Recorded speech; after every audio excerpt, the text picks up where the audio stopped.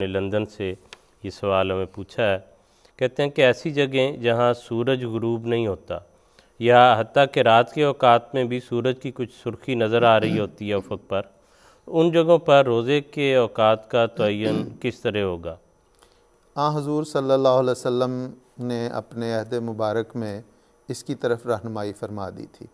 اس وقت بھی بعض ایسے سوال ہوئے تو حضور نے فرمایا کہ اس وقت اندازہ کر لیا جائے، اور الحمدللہ کہ چونکہ حضور صلی اللہ علیہ وسلم نے فرمایا کہ علیکم بسنتی و سنت الخلفاء الراشدین المہدیین،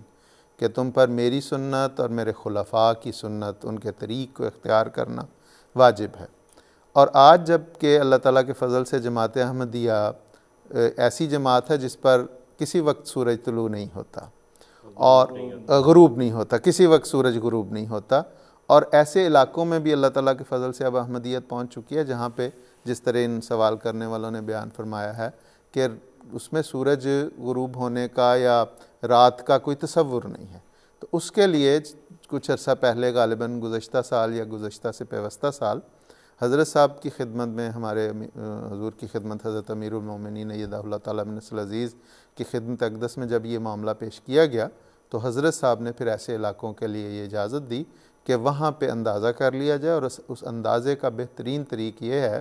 کہ اس علاقے سے قریب ترین وہ علاقہ جہاں پہ رات اور دن کا ایک تمیز ہے، رات اور دن کا ایک فرق واضح ہو جاتا ہے، جتنے گھنٹے کا وہاں پہ روزہ بن رہا ہے اتنے گھنٹے کا حساب کر کے وہاں پہ روزہ رکھ لیا جائے، اور اسی کے مطابق نمازوں کے اوقات بھی سیٹ کر لیے جائیں. اور اب اللہ تعالیٰ کے فضل سے ناروے وغیرہ کے ایسے علاقے جہاں پہ یہ کیفیت ہے وہاں پہ اسی کے مطابق، یہ حضرت صاحب کے ارشاد کے مطابق اسی طرح کیا جاتا ہے. حضرت صاحب نے میرے علم میں آیا کہ ایک حضرت خلیفۃ المسیح الخامس سید اللہ تعالیٰ بن نصر عزیز نے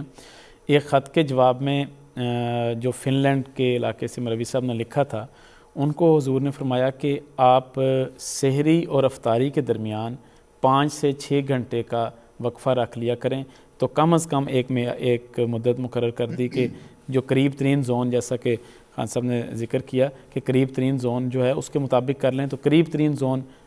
5 سے 6 گھنٹے کا وقفہ کم از کم ہونا چاہیے. تو صاحب نے اس کو ایک رول کے طور پہ، معیار کے طور پہ پیش کر دیا. تو یہ ہمارے لیے